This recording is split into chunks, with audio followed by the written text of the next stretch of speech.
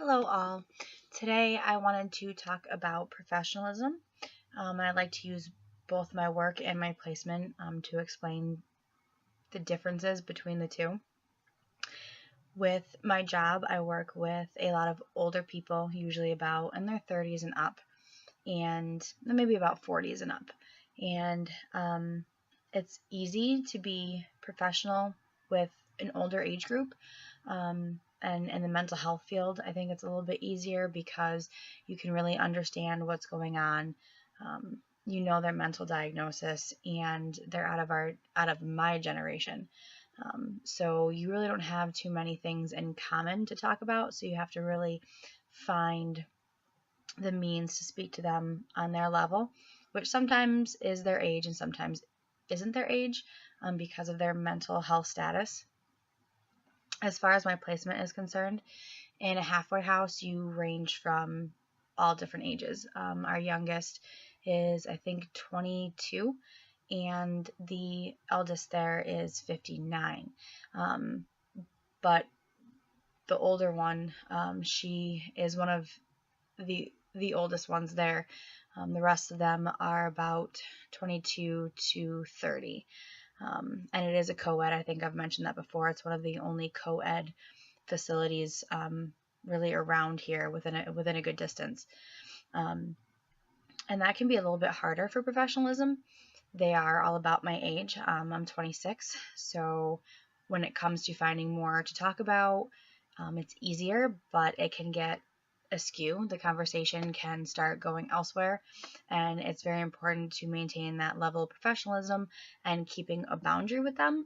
It can very quickly get out of hand.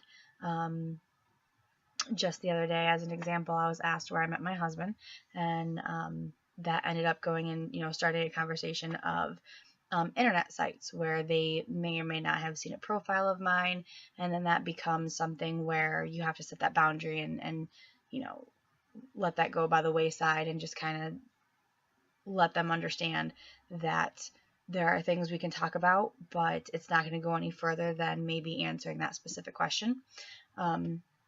Many times they start asking you about your life in general, where you live, what you do, outside of where you are, and then that also is crossing a boundary. So maintaining professionalism and creating that boundary for them is a must. Also, we have to remember that even though we're interning and we're not being paid, it's important to remember that you are still there to do a job and a function within that facility. And my job there is to offer support to any clients that are put on a caseload for me. I currently have one specific client who is having trouble really adjusting and really kind of getting along with the other girls.